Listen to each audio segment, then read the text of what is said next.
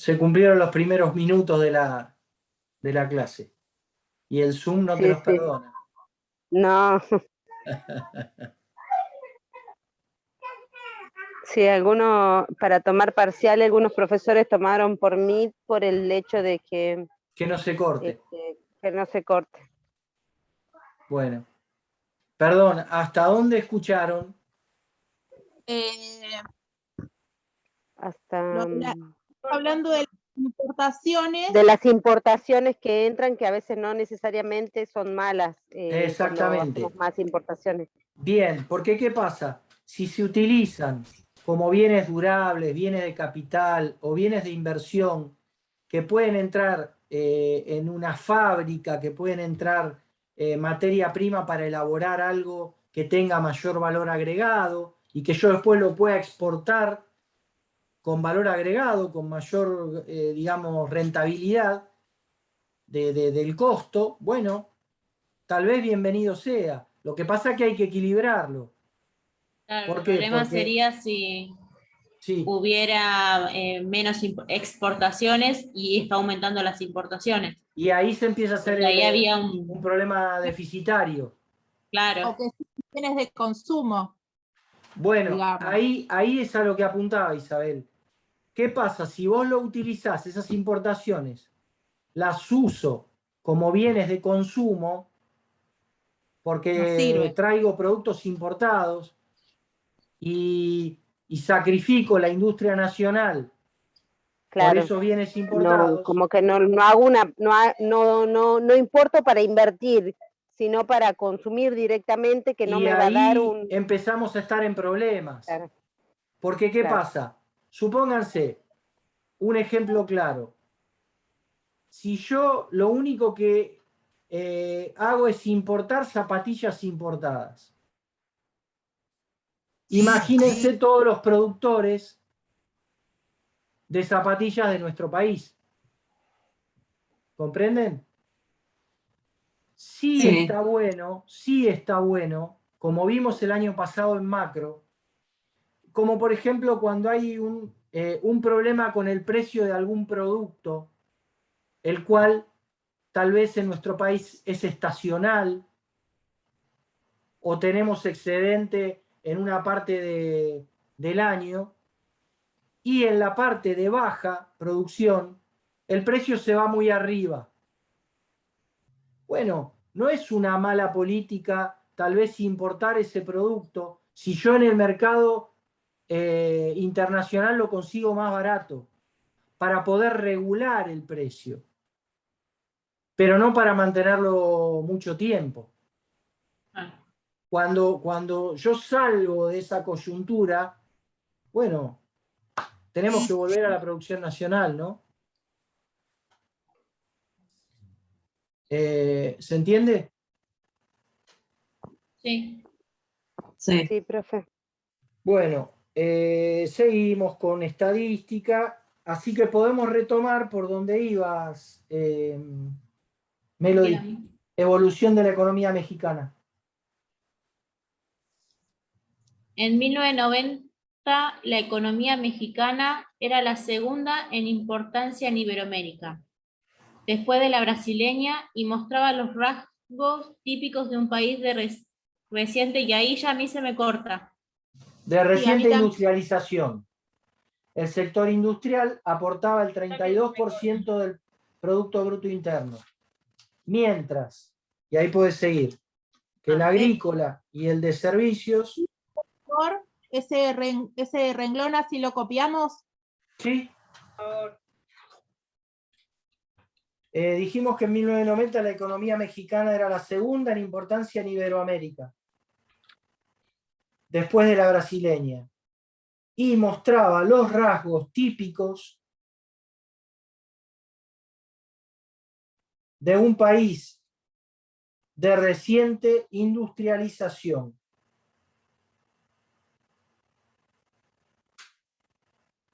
Dos puntos, el sector industrial aportaba el 32% del PBI, mientras que el agrícola y el de servicios ya, bueno, lo tienen en la otra página eso. Sí. Sí. Ahí sigo, entonces. ¿Vale? Mientras que el agrícola y el de servicio aportaba el 9 y el 59% del mismo respectivamente. Bien. En los primeros años de la década de los 40, México aún tenía una economía endeble, con crecimiento errático de el De su PBI. Producto Nacional Bruto Interno. Ahí se me fue la hoja. Inestabilidad de precios y devaluación de la moneda. Fíjense, entonces esto sí es un dato importante para la parte histórica, lo que nombraba Isabel. Bien. La Segunda Guerra Mundial. La Segunda Guerra Mundial marcó el inicio de la historia económica de México, ya que trajo consigo un alza de la demanda externa de bienes primarios, lo que yo le decía, seguramente que petróleos, naftas, gas, y una reducción en la oferta de bienes manufacturados para los países en desarrollo. Ahí puede seguir.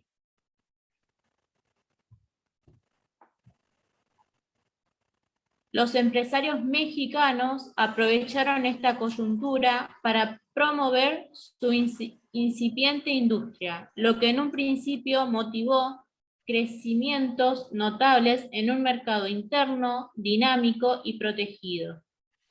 Con todo, 10 años después de la guerra, México seguía sin alcanzar un patrón de crecimiento sostenido con estabilidad de precios.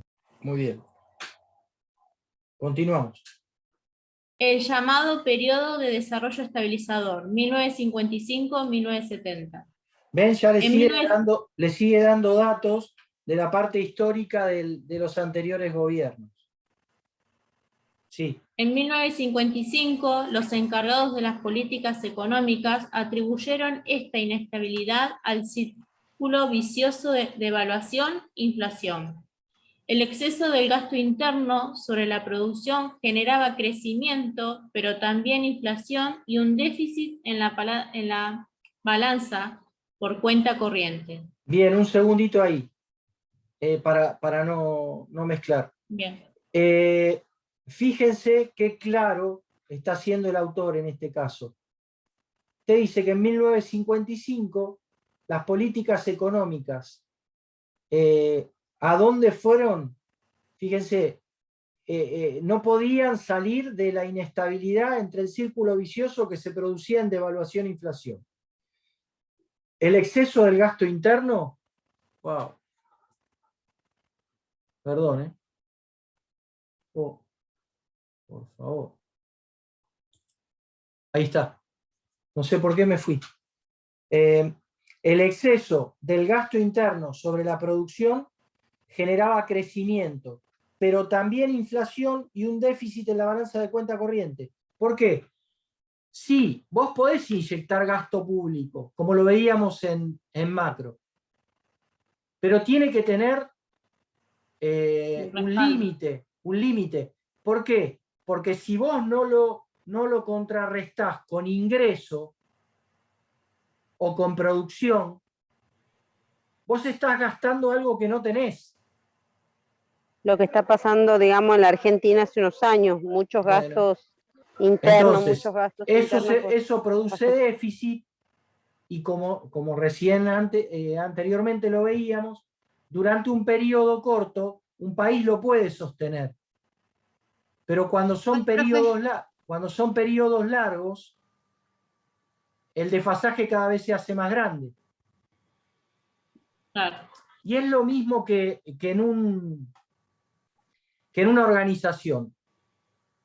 Vos un balance negativo lo podés resistir. 2 tal vez también. Pero eso no lo podés sostener en el tiempo.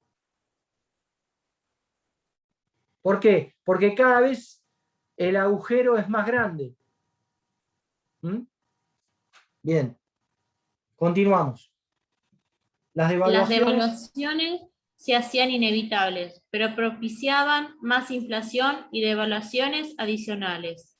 Surgió así un programa económico que marcó el porvenir del país en los siguientes 15 años, a lo largo de los cuales se instrumentaron una serie de políticas económicas. Acá le está dando datos interesantes, ¿ven? Acá pueden ver qué políticas tomó en este periodo. Tipo de cambio fijo, déficit público bajo en proporción al Producto Bruto Interno, deuda pública reducida en proporción al Producto Bruto Interno, subsidios y exenciones de impuestos para reinvención de beneficios empresariales, fomento de la sustitución de las importaciones mediante aranceles y permisos selectivos de importación, rendimiento real positivo para los ahorradores con adecuadas tasas de interés y bajos impuestos a las rentas de capital. Bien, un segundo ahí. Si quieren... Sí. Ese último punto es como que cuando lo leí no lo terminé de entender. O sea, los ahorradores, ¿qué serían? La gente que o sea, cualquiera. ¿Te acordás cuando veíamos si todo iba al consumo o si había parte que iba al ahorro? Bueno, Claro. ¿qué pasa? El país también necesita ahorro.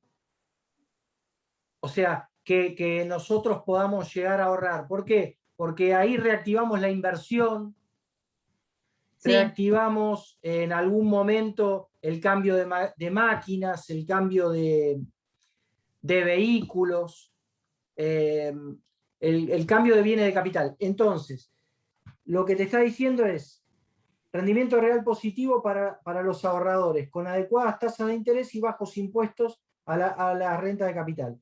También hay gente que pone dinero en los bancos, en las entidades financieras, y van por un interés, van por un rendimiento.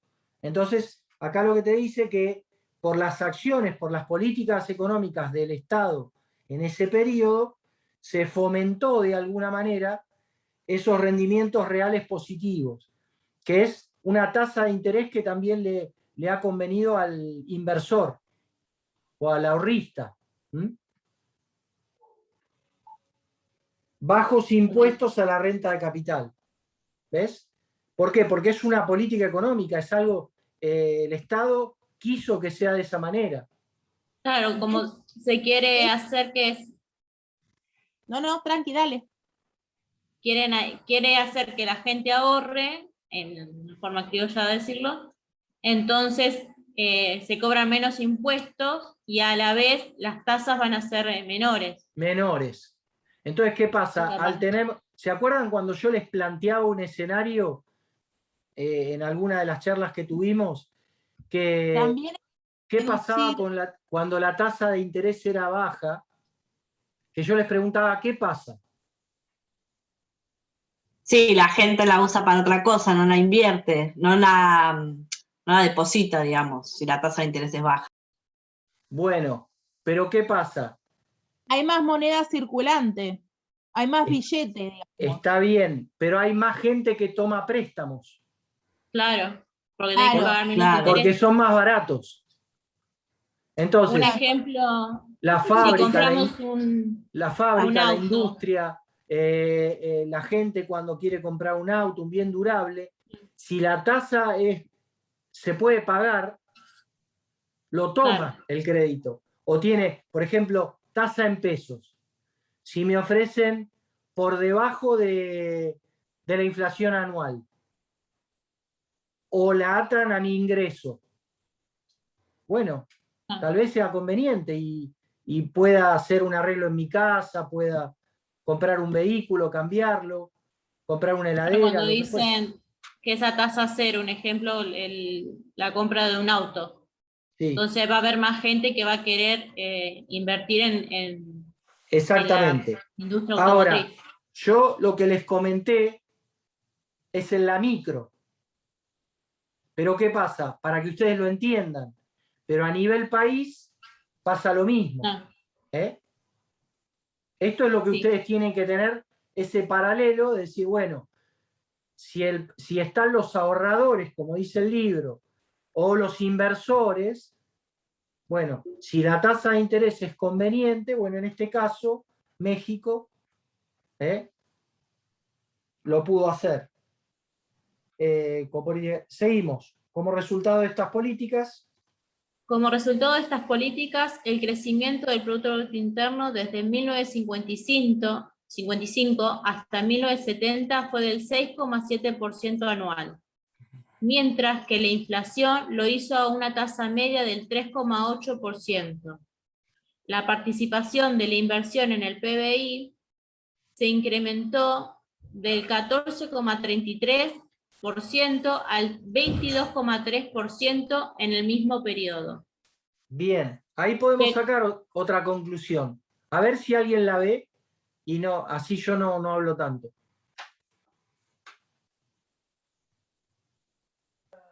El crecimiento El del crecimiento de la inversión.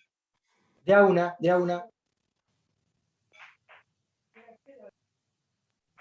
No, el crecimiento de la inversión. Fíjate a ver qué fue lo que pasó. Reléanlo para ustedes y se van a dar cuenta. Aumento del PBI. Sí. No lo hizo la tasa de...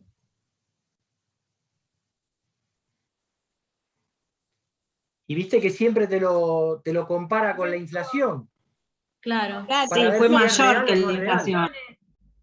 que el aumento Hablando y... inflación, el PBI aumentó más que la inflación. Exactamente. Y lo que decía, Dale.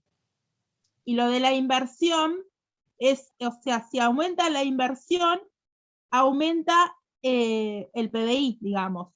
Como se incrementó casi en este periodo casi un 10%, 8%. Claro, Para ¿ves? Porque lo comparás con la inflación también. Fíjate Claro. que fue el 6,7, o sea que estuvo por arriba un par de puntos. ¿Ves cómo hacemos el análisis? ¿Cómo nos vamos dando cuenta cuando estamos en la dirección correcta de alguna manera? Mejor sería que no tenga inflación, pero bueno, están en un proceso. Tomaron decisiones y aparentemente por los datos que tenemos, por la estadística, vemos que están en el camino correcto. ¿Alguien quería comentar algo más de esto? No, yo justo iba a decir eso, que entonces el resultado fue favorable de las políticas. Claro, por lo menos están en el camino correcto, o sea, no podemos ser tan tajantes de decir que está todo bien, pero sí que nosotros vamos viendo en el periodo 55-70 que después de estas políticas económicas fuimos de alguna manera bajando déficit, aumentando crecimiento de PBI con respecto a inflación, ya vamos viendo que los indicadores mejoraron. Profe, si nos ponemos a ver, hasta ahora, digamos, este programa económico estaría, entre comillas, funcionando. Claro, con todas están, las variables que vamos teniendo. de alguna manera están en el camino correcto. Tal cual. Y bueno, después también vieron que vimos el cuadro 88, 89, 90, aparentemente seguían de esa manera. Seguro que tuvieron altibajos, pero por lo menos el material que nosotros estamos leyendo. ¿Seguimos? Hay altibajo. Pero paulatinamente comenzaron a aparecer problemas que a la larga hicieron insostenible este modelo de crecimiento. Se había exagerado el empleo del proteccionismo y de la intervención estatal como instrumento de apoyo al desarrollo industrial, lo que ocasionó graves desequilibrios. Ahí está claro, ¿no? Que cómo está, digamos, reforzando cuál era el problema, ¿no? Sí. Se exageró el empleo de proteccionismo. O sea, se cerró demasiado aumentó mucho el gasto público, intentó Claro. también la sustitución de importaciones, lo van a ver un poquito más abajo, Sí. y bueno, ahí van a ver que por eso no podían crecer tampoco al ritmo que uno quería. Seguimos. Uno de los más grandes fue la caída de las exportaciones provocadas por la estrategia de sustitución de importaciones, producir internamente todo aquello que antes se importaba. Esta política ¿Esto les queda claro el concepto, chicas? ¿Les queda claro? Sí. Bien. Sí, Sí, de sí, sí. sustitución de importaciones, sí. Bien. como pasó Que en es como que se Argentina. importa. Claro, en su Claro. momento, no me acuerdo exactamente en qué año, cuando se comenzó a realizar los productos acá y ya no se, No se importaban. no se importaban, claro. Dale, seguimos. Se Esta fabricaba política todo en el tuvo... país. Esta política tuvo como principal propósito promover la industrialización mediante un deliberado proteccionismo basado en aranceles y obstáculos a importaciones de bienes de consumo, y más adelante de bienes intermedios y de capital. Si bien la estrategia tuvo éxito en principio, las distorsiones generadas por la protección se hicieron particularmente relevantes en 3 áreas. Primero, el sistema de subvenciones provocó un desequilibrio de los precios relativos, haciéndose más barato el uso de bienes de capital que el de mano de obra, lo que frenó el crecimiento del empleo.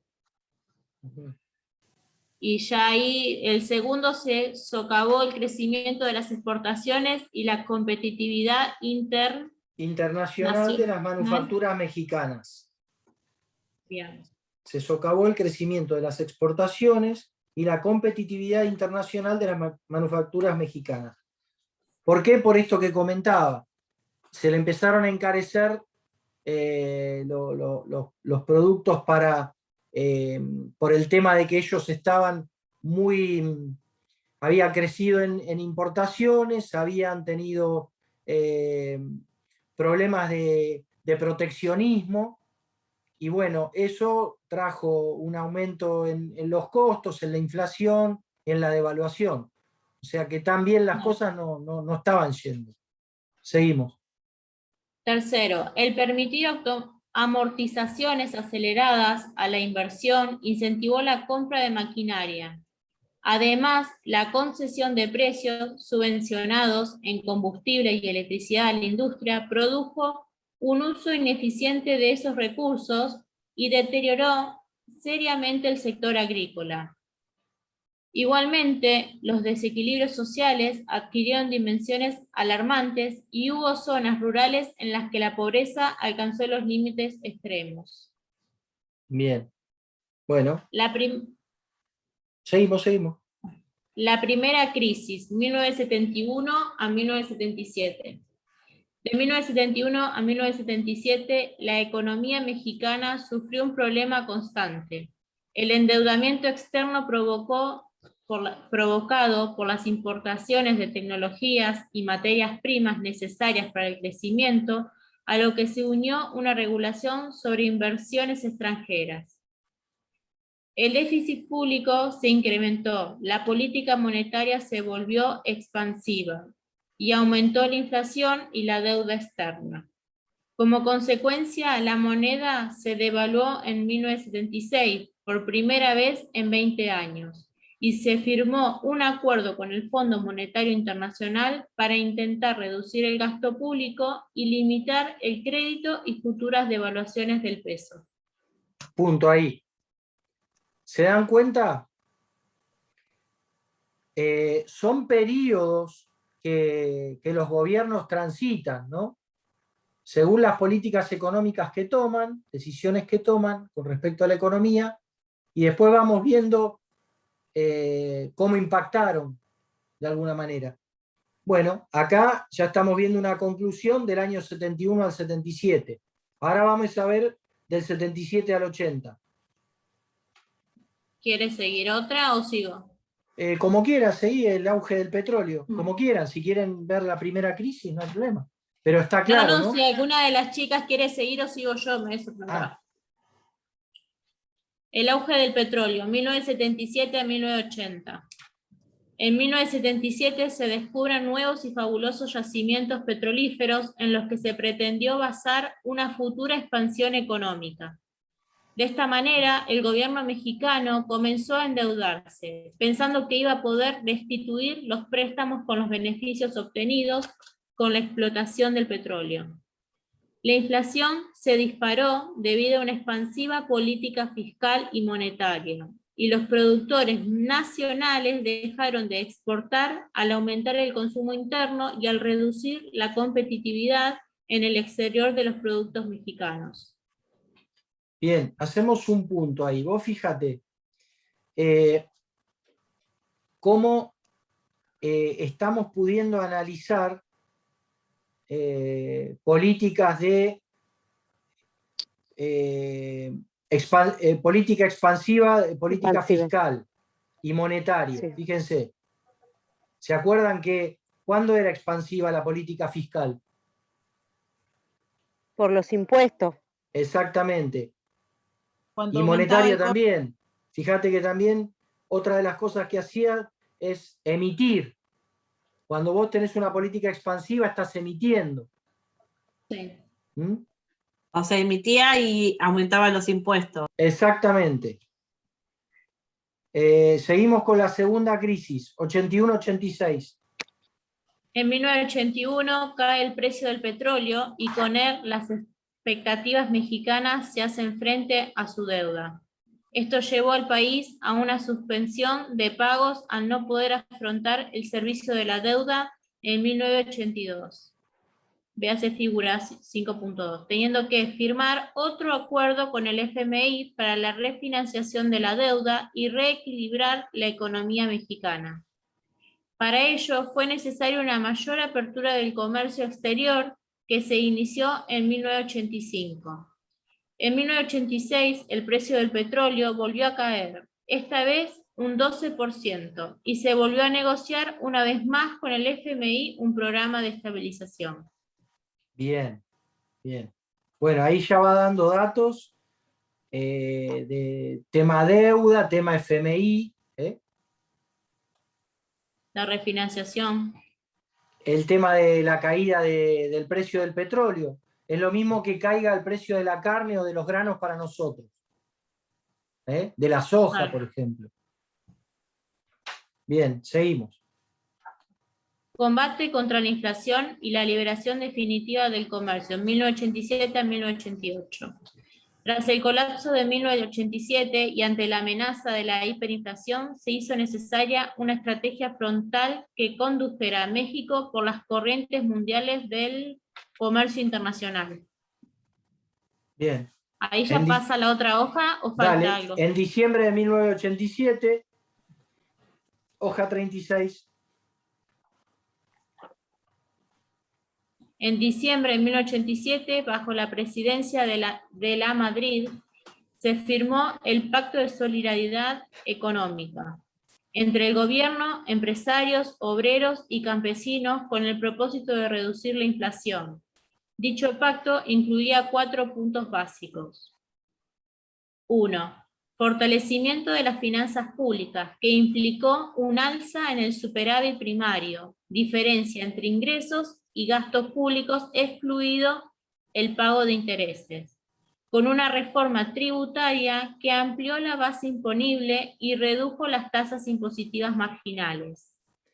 Chicas, Segundo, ¿entienden esto? No, Sí. yo no, profe. Eso era lo que a mí me había quedado del superávit primario. Eso es lo que... Bueno, escuchá, vamos a leerlo de vuelta. En diciembre del 87, bajo la presidencia de la Madrid, se firmó el Pacto de Solidaridad Económica entre gobierno, empresarios, obreros y campesinos, con el propósito de reducir la inflación. Dicho pacto incluía 4 puntos básicos. Eso sí, hasta acá estamos bien. sí. Sí. Sí, sí, profe, hasta ahí sí. Ahí sí, profe. Bueno, ¿qué Sí, es lo que, sí, sí. ¿qué es lo que El término, se pusieron de acuerdo? superávit. Esperá, ¿Qué es lo que se pusieron de acuerdo? Fortalecimiento de las finanzas públicas. O sea, si tenés que cobrar más impuestos, cobralo porque tenés que fortalecer las finanzas públicas o los tributos. Que implicó un alza en el superávit primario. Y acá te lo explica. Diferencia entre ingresos y gastos públicos, excluido el pago de los intereses. Superávit primario. Sí, sí, sí. Con una reforma tributaria que amplió la base imponible y redujo las tasas impositivas marginales. ¿Qué quiere decir esto?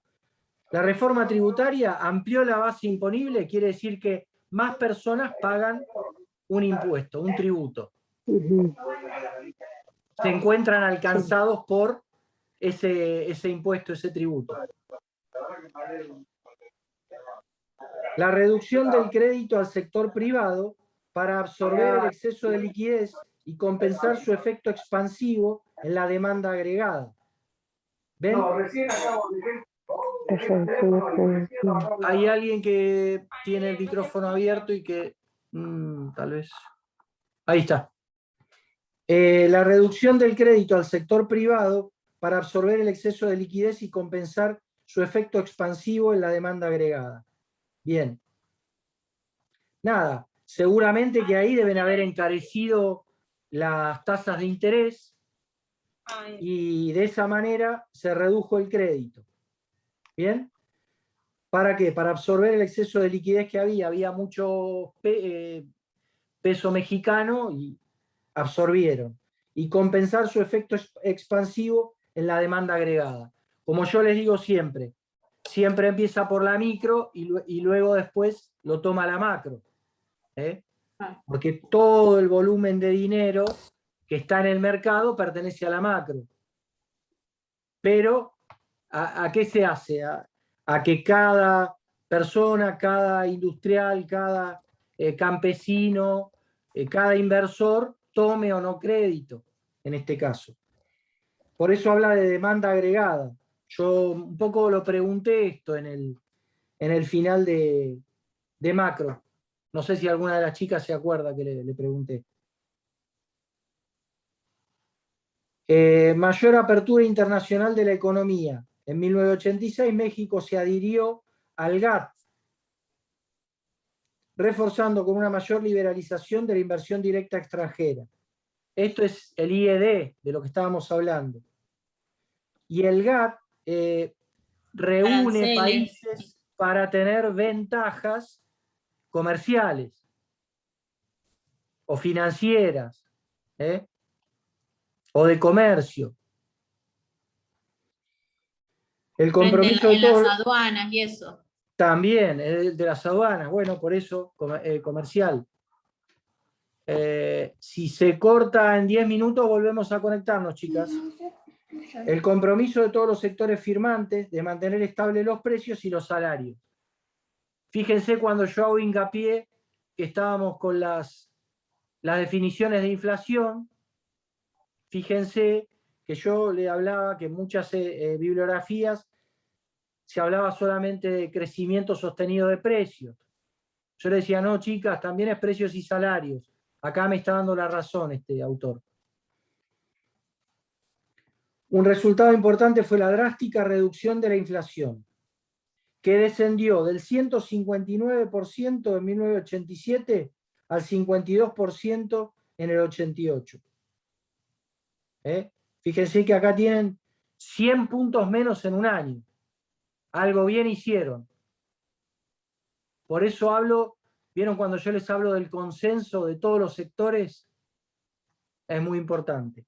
Claro, lo que faltaría acá para poder disminuir la inflación. Y sí, o sea, es el campo principalmente. Es una de las herramientas que se podría utilizar. Yo no sé si daría tan buen resultado, pero lo intentaría. Porque si nosotros naturalizamos la inflación como lo que vemos hasta ahora, y no podemos salir de eso, algo mal estamos haciendo. A ver, otra de las chicas que quiera seguir leyendo. Un resultado importante ahí. Yo puedo seguir leyendo, pero tengo voz de... No, no importa. Un No, no. resultado importante fue la drástica reducción de la inflación, que descendió del 159% en 1987 al 52% en el 88 y Bien, hasta el 19,7% en el 89. El perfecto. crecimiento económico también se vio favorecido, ya que experimentó un alza del 3% en el 89 frente al 1,6% y al 1,4% de los años anteriores. Ujú. Por otra parte, la inversión se incrementó en términos reales a una tasa del 5% anual, debido principalmente a las oportunidades de exportación y a la necesidad de modernizar el aparato productivo frente a la mayor competencia externa. Muy bien. Perfecto, A lo seguimos. largo de 1988 se realizó un importante esfuerzo presupuestario, provocado en parte por la restricción de la financiación externa, pese a una nueva caída del precio del petróleo, al aumento de las tasas de interés y al creciente pago de intereses sobre una deuda interna en ascenso. El déficit financiero total del sector público disminuyó porcentualmente respecto al PBI. Se pasó de un 16% en el 87 a un 5,8% en el 89. Bien. Acá dice como en la conclusión, digamos, la balanza comercial obtuvo superávit en estos años, con saldos positivos de 8.433 millones de dólares en el 87 y se redujo a 1.667 millones de dólares en el 88 debido al fuerte crecimiento de las importaciones privadas y a la caída vía precios de las exportaciones petrolíferas al bajar el precio del crudo. Bien. Entonces ustedes ahí ya van analizando todas las variables que les va comentando el autor. ¿Qué Está pasa todo en muy este periodo? detallado también. Está muy detallado todo. Sí, sí. Esto tal vez al principio les parece que todos los datos, que no. No, pero esto les ayuda a poder ver cuál es la tendencia. Claro. ¿Qué es lo que pasó en ese periodo? ¿Qué pasó en el próximo? Y bueno, también pueden proyectar cuando les toque tomar las decisiones para políticas económicas de acá para adelante, bueno, saben dónde tienen el problema. Si no podemos diagnosticar el problema, mal lo vamos a poder recetar. ¿Está bien? Claro. Sí, sí. Seguimos. El Plan Nacional de Desarrollo de 1989 a 1994. El gobierno mexicano, presidido por don Carlos Salinas de Gortari, que asumió el poder el 1 de diciembre del 89, elaboró el Plan Nacional de Desarrollo, en el que se preveía un crecimiento de la economía para el ejercicio de 1990 en un 3%. Sin embargo, la economía se fue acelerando a lo largo del año y alcanzó finalmente una tasa del 4%. Véase figura 5.4. Está bien. Bien. Para el 91, las autoridades económicas esperaban un crecimiento del PBI de un 4%. Sin embargo, la tasa de inflación, que en 2 años se redujo desde el 159% a tan solo el 19,7%. Experimentó un repunte en 1990, situándose en el ahí se me corta. 30%. En el 30%. En este repunte influyeron los reajustes de las tarifas de los servicios y la suspensión de viejos